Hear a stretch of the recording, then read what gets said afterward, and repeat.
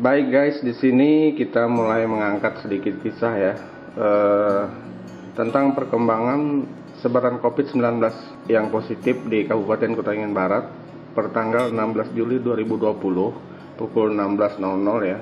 Ini kita dapat dari Facebook dari PPID Kobar. Ternyata ada penambahan untuk positif corona ya.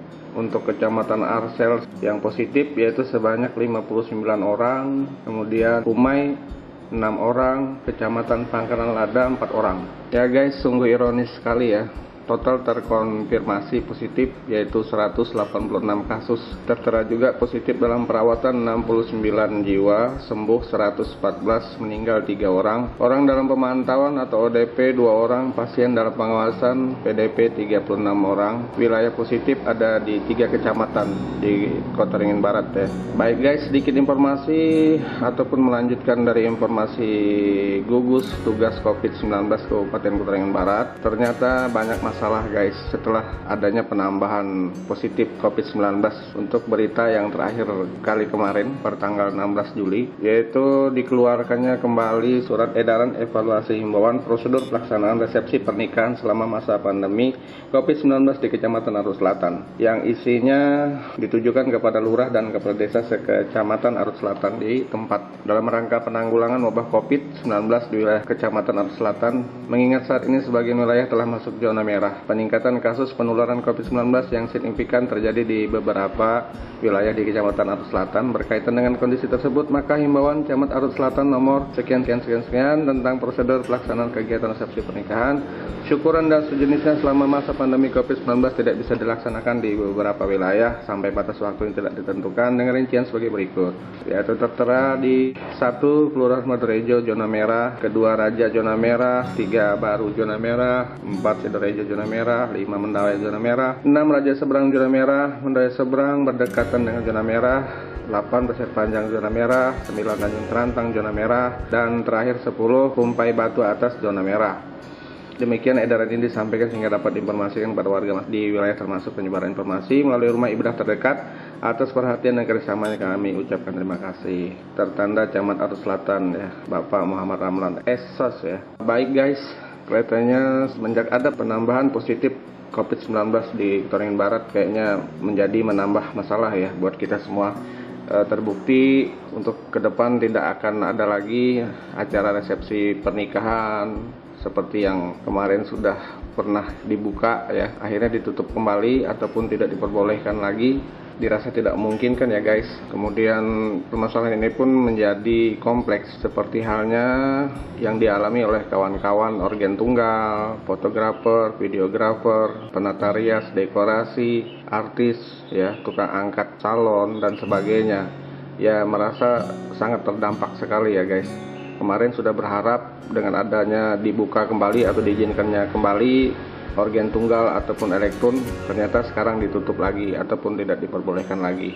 Sangat ironis, tapi apa mau dikata ya guys, karena ini sudah keputusan dari pemerintah daerah demi kebaikan bersama. Kemudian ada permasalahan lagi, yaitu dari sahabat Facebook yang bernama Uci ya, kita panggil Mbak Uci.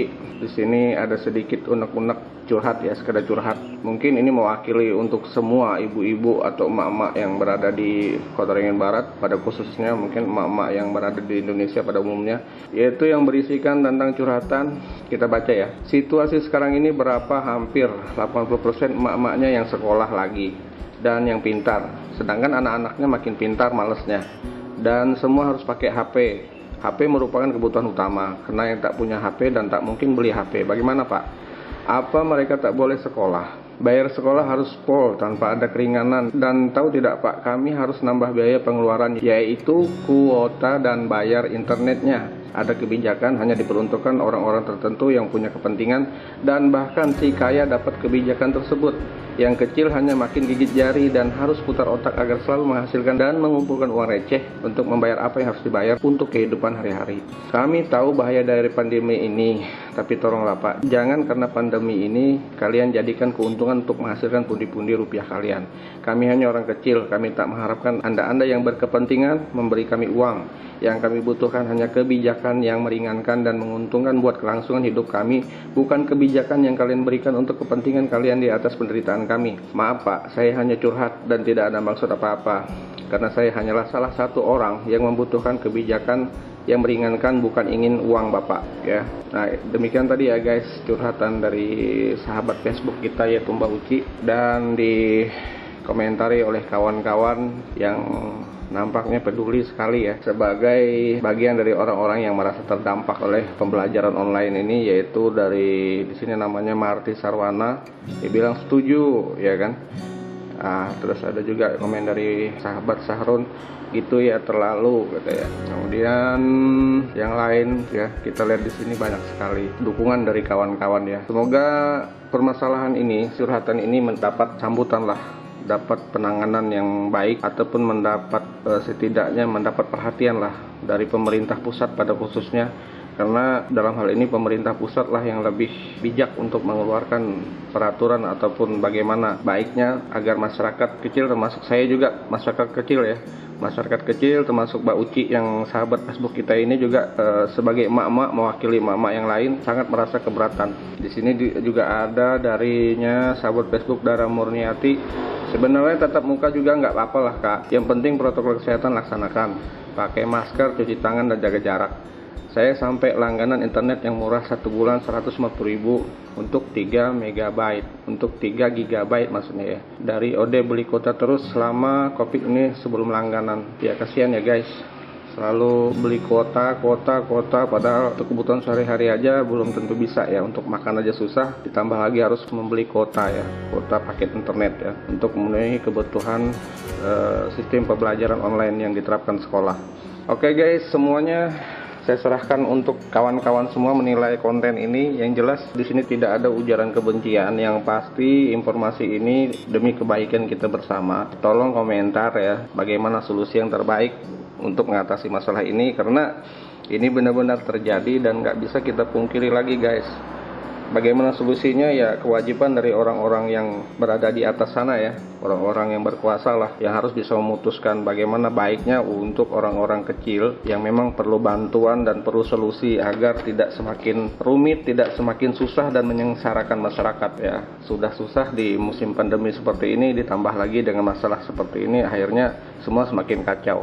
Ya harapan kita ke depan semakin baik ya guys ya, mudah-mudahan ada kebijakan lain yang tidak memberatkan khususnya kepada masyarakat kecil seperti kita ini.